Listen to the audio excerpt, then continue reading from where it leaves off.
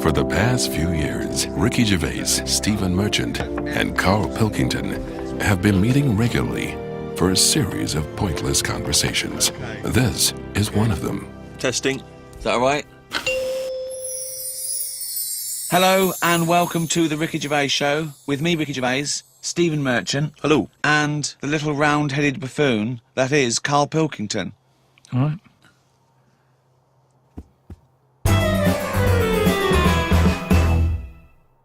What's been going on? What's been going on? I've been to hospital. I was rushed to hospital, like emergency and that. Had a tube put up my knob. You had a tube put up your knob? Yeah. What's the story? Kidney stones. Ooh. So, shouldn't really be here, to be honest, doing this. They said rest and that. Climbing them stairs on the way in. To be quite honest, it doesn't look like you're expending a lot of energy at the moment. It's like at Zookeeper going, oh, that sloth move today. Calm down. Yeah, but I had to get here. It's been raining. Yeah. I had to come up the stairs. I had to carry the computer. Yeah. Well, that's not entirely true because your girlfriend was carrying it. I saw her outside. Yeah, but I'm just saying. And then you handed it to me and said, "Steve, carry this." Almighty. So Yeah, I know. that's already a lie. Christ almighty. Whinging. Not whinging. I'm in show business. I know loads of people that wake up every day with a sore knob, feeling like they've had their kidneys probed, and they will say they're unconscious.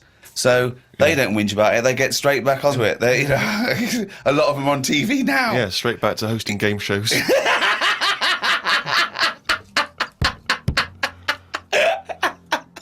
So you rushed to hospital. So take us through the events because it does sound quite dramatic.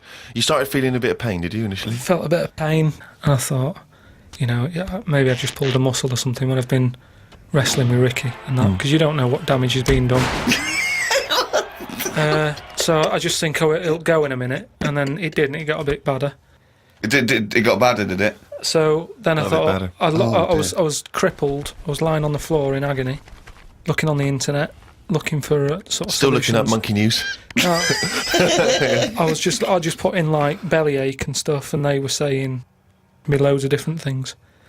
What I used to do when I was a kid, I used to always just get a cold ashtray and put that on my belly, and the coldness used to get rid of the badness. Amazing. The coldness got it. Like a witch doctor. Yeah. This is like... A witch doctor happens to work in a pub. It's like some sort of 5th century remedy written in mud. Yeah. Coldness doth get away with the badness. Why specifically an ashtray? Just because they sort of old cold. They're old cold. I don't know what this is. I love this idea that he had the operation and he comes round and they're talking to him and his girlfriend gets a phone call and they say, Mr. Pilkington's maybe complications. He's just talking rubbish. Yeah. She goes, oh, good. Yeah, he's back to his old self. What is it? Why specifically an ashtray? Sorry, because it's old cold. I understand it's old cold. Yeah, we understand. Everyone who's done a medical degree understands old cold, but old cold belly badness. If you want to buy that book, Old Cold Belly Badness, it's the history of abdominal surgery by Carl Pilkington. No, it just But you put it in the freezer or something first? You can do if you want, but they're normally cold anyway. It's sort of thick glass and that it holds the cold. But we don't smoke in our house, so I had to use a plate. Oh, well, that's madness. A plate's not going to work. Famously, a plate doesn't work. No! Oh, so you put a plate on your belly, but that didn't do any good. That didn't work. So called Suzanne and said, I'm in agony here. She said, go to the doctors then. Good advice. So a lot of people have done that straight away as opposed to going through the plate ashtray.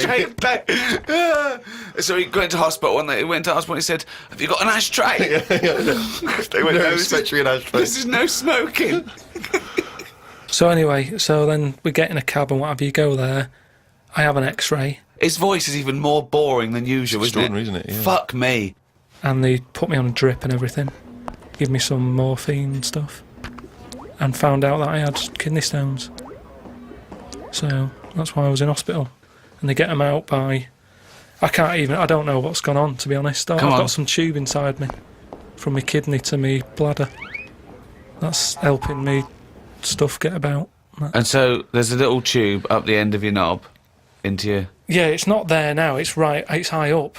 Right. So it's high up between my kidney and my bladder. But why didn't you have the thing where they go in the side? You had the choice to... Because I said to the doctor, I said, I'm not a doctor. I said, what do you think? He went, stop putting yourself down, Carl. He said, we need you in the operating theatre now. he just said, I said to him, what should I have done? Because he said, if you want, go home and we'll get you in again or something. Something like that. And I said, no, I might as well have it done properly. Have it done now whilst I'm here. Sorry, the choice was have it done properly or go home. It was something like that. He said there's something you can do, and I said, oh, Flush it out. no, because it's too big. It's something like 7mm. And it's basically because you don't drink enough water. Yeah. So anyway, I said, what do you think I should have done? And he said, tube up the knob. And I said, not my favourite one of the choice, but if that's what you think. So he said, yeah, have that. He did me little diagrams, which didn't help. He was like showing... How big did he draw your knob? Sort of normal size. Yeah? Was it? It was all right. You weren't offended by them? But he wasn't into detail. It's just, more the tubes and stuff in your bladder and your kidney. What was your ball bag like? Did he draw that? He didn't do that bit. He left that bit out. Okay, right. But he said, we'll just pop that up there. And then that's when Ricky turned up to visit. Came in laughing at me because we sat there in like me underpants and stockings. In stockings? Yeah. Why were you? He was there. No, he wasn't in bed. He was sort of out of bed with his little drip, right? He had his little boxer shorts on, just sat there, right, in his pants, right, and he had stockings on. Yeah, because they stop clots or something. They put them on your legs. It's like, when people have got big veins and they go on a plane. Right. Yeah. You said you're not a doctor. No, but I've seen it because Suzanne's mum did it, and she put them on ridiculously early, like 3 days before we were going away, and she'd never been away before, and everything was like over the top. Do you know what I mean? She's like, I best put them on. And so I put them on, and they I don't know what it is. It's something when you're under, your blood doesn't move about the same, Right. and it can clot up in your leg. So you wear these tight tights. And I came in to cheer him up, didn't I? Yeah. Was that a nice cheery experience, him coming in? I had a headache at the time. I think I was a bit stressed out. Well, he's just a man you want at that point. Yeah. Well, it's weird how it suddenly all happened quick. And I woke up and there was an Irish woman over me going, are you all right? You all right? And I said, oh, it's stinging a bit. She said, I'll give you some more morphine. And I sort of put my head up to have a look at my tackle because I wanted to see... If it was still there? What was attached to it. Do you know what I mean? Because they said something about they might leave some string hanging out of it so they can pull the tube out. It makes you talk. So, I had a look for that. Couldn't see any of that. Yeah. But as she put the morphine in, all the muscles in your body go funny. My head just collapsed. But I'm in agony now, and Are you in agony right now as we speak? yeah, certain. But it does make you think now. Do you know what I mean? Like life and everything. I mean, it's weird how it's all happened in the last month. From seeing that bee sort of die. No, Well, not really. No. This is not a near-death experience. It is You a had a little bit. routine operation to remove kidney stones because you don't drink enough water. No, I know, but This is not a shark attack. yeah, but it's all life-threatening. Otherwise, you wouldn't have to fill out forms, would you? Saying if everything goes wrong, Suzanne can have the house or whatever. They keep taking your heartbeats and stuff and your blood pressure. I don't like knowing about that. I just leave it. It's happening. Don't be messing with it. Stop measuring it. Stop measuring it. No, do you know what I mean? That's the same with a knob. It's that thing of like they put that thing. That's what on. the anaesthetist was doing when you were under, wasn't it? Yeah. He was comparing the diagram to the actual thing. Oh, God.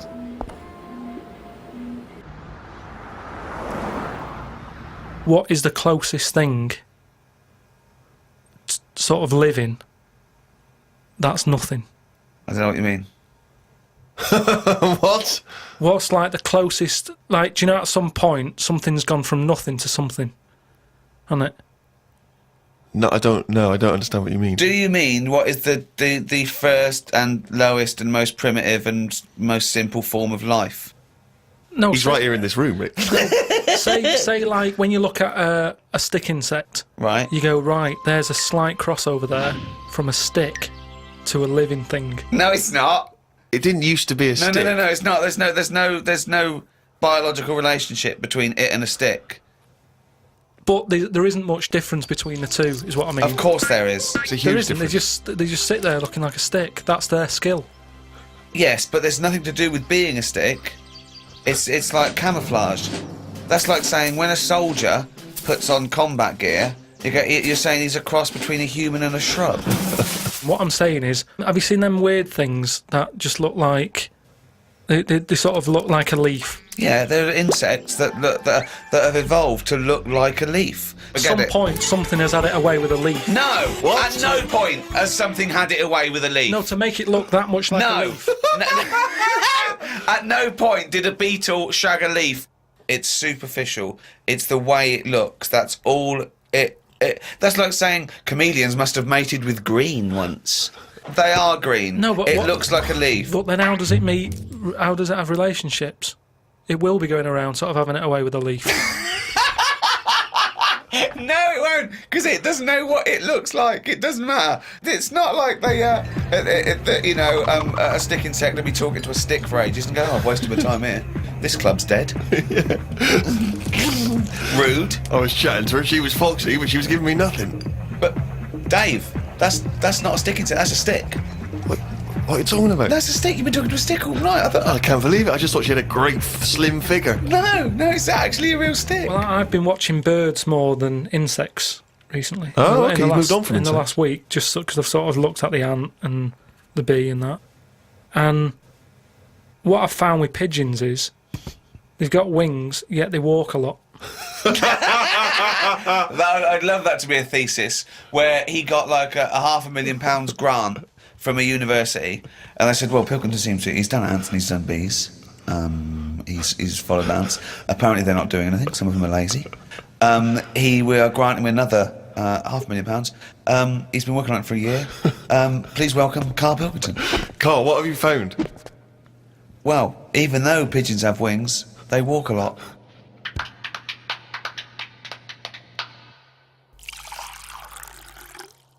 Well, I heard, and you told me this, so I know it's true. What? Do you know when I talked about replacing blood with coconut? What was it? Well, one, it said coconut milk can be used as plasma, but I haven't had that verified because it's off one of those websites where there are spurious facts.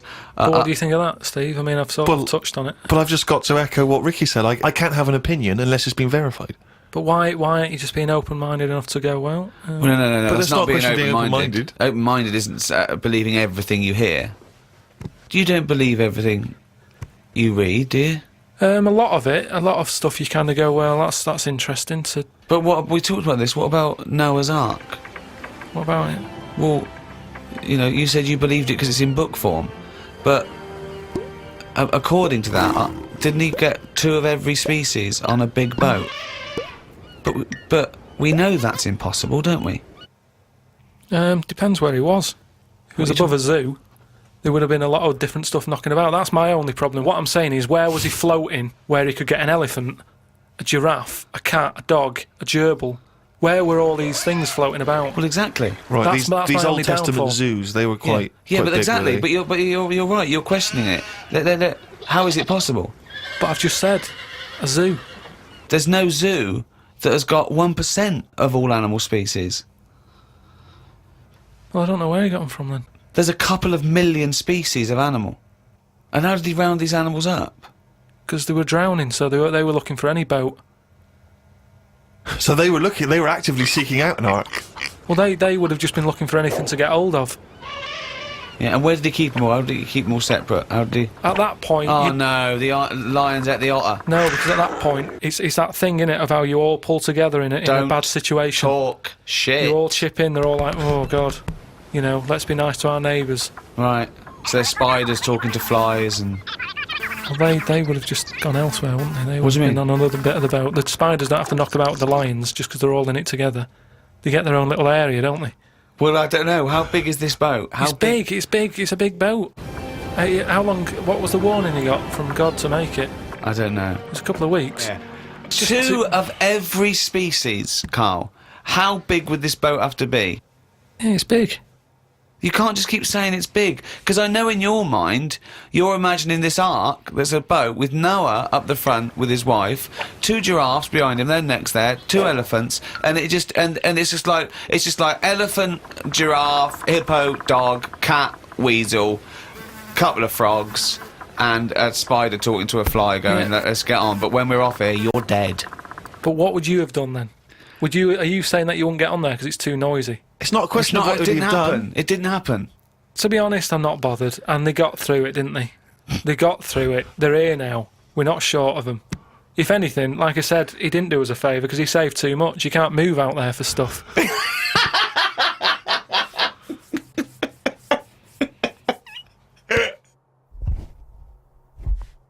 Oh, chimpanzee, nothing's raining down again, you fucking... That's the jingle for excerpts from Carl's diary. This is all legitimate stuff. Ricky and I have had no input in this. This is the first time we get to read it. Went and did some shopping for stuff as it was my turn. Suzanne moaned a bit because I forgot orange juice and bought some cheap toilet paper. She always buys the expensive toilet paper. I don't know why they make toilet paper with pretty patterns on it. That made it into the diary. Up and out at 9 o'clock to go to the Cotswolds. Now, I think this was a gift for your girlfriend, wasn't it, for her birthday? It was a You went to the birthday and Cotswolds, that, so I just went for one night. Got the car and headed off. We found the B&B, but they wouldn't let us in the room because we were early. We went for a walk. There was not much around the B&B, so we had a quick walk around the car park and went back in. Happy birthday. The room was now ready. It's an alright room. 3 biscuits, so I ate them straight away. Like a child. Like a dog. He runs in, jumps on the bed. No.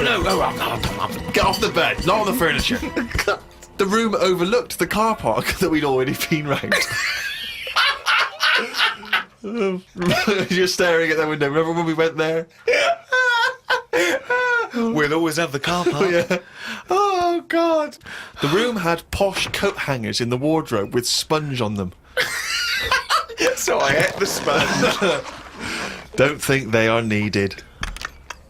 We went and booked a table for Sunday dinner. I had beef. It was nice enough, but there was a family of 13 behind us. I don't see the point in going out in large numbers. They annoyed me. One of the family asked for sorbet before his next course. He was only about 11. He thought he was it.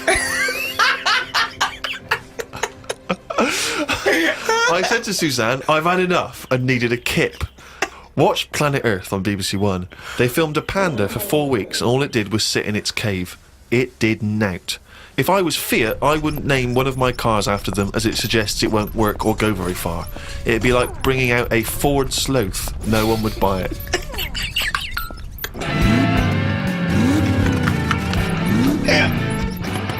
A Ford Sloth.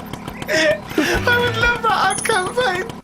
Oh, that's amazing. Oh, God. The new Vauxhall Slug. We had a look around the local village. There wasn't much to it. We did the usual thing and had a look around the church graveyard to see how old the dead people are. That's what you do, innit? Suzanne's had it over time so far. She's gone to the Cotswolds, the room wasn't ready, she's seen the car park, and now let's go and play how old the dead people are. I like the fact that you mentioned we did the usual thing of having a look around the church graveyard. Do you make her do that every That's time what you you go do, away? innit? 'Cause if I they've like the nothing- fact. I want to know what she did for 2 hours when you slept. She just looked out at the car park, just like, memories. But that's what you do, though, isn't it? When you go to these places, there's nothing else unless you want fudge, or you walk around a church graveyard and have a look. There's nothing. We went home. It took 3 hours to drive back. People say they go to the country to see the wildlife. I saw rabbits, pheasants, and a fox on the way home. They were all dead in the road.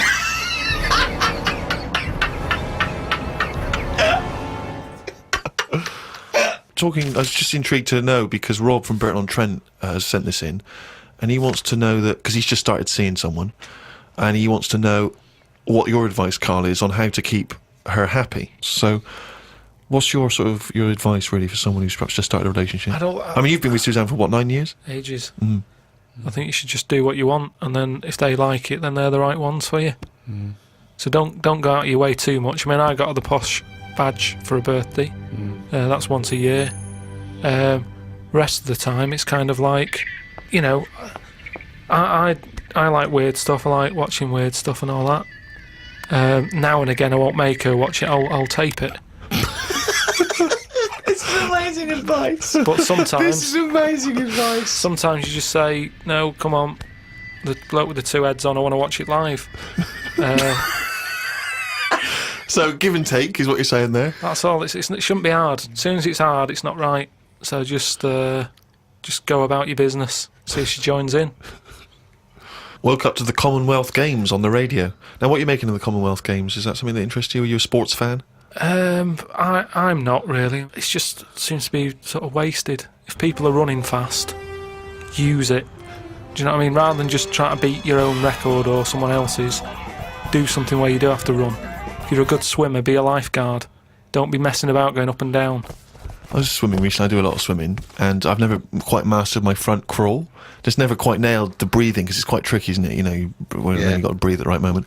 And so I'm in the swimming pool in the local gym, and there's a guy bombing up and down, really doing a great forward stroke. So I waited till he came up, and sort of went, excuse me, mate. I was just watching you when you were doing your front crawl. I was really impressed. Could you just watch me when I do mine and tell me if I'm going Why wrong? would you go to a man? I know, and that was what that was the problem. Is only as I was saying it did I realise what it sounded like. I've just been watching you swimming up and down. I was really impressed. And you're both in Speedos. Both in speedos. You know, I'm got the goggles on, prescription goggles, so that I can see when I'm swimming.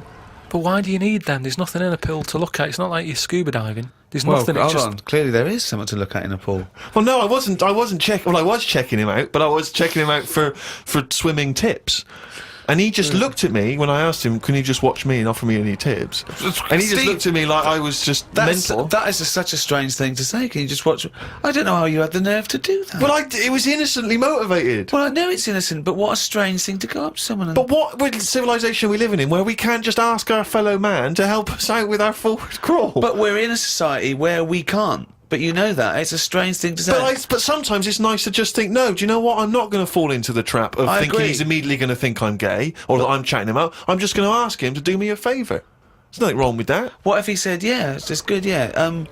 Do you mind coming and help me with my plastering? But it's not the same. He's in the swimming pool. He's there in the pool. He's swimming up and down. He's, you know, it's not no skin off his nose to just offer a bit of kindly advice. If your car's broken down in the middle of nowhere and someone drives by, you know, it's a generous thing to do. Just stop and maybe look under the bonnet and help them out. I agree. But I don't see how that's any different. And in the end, he did, and all he asked was that I wake him off.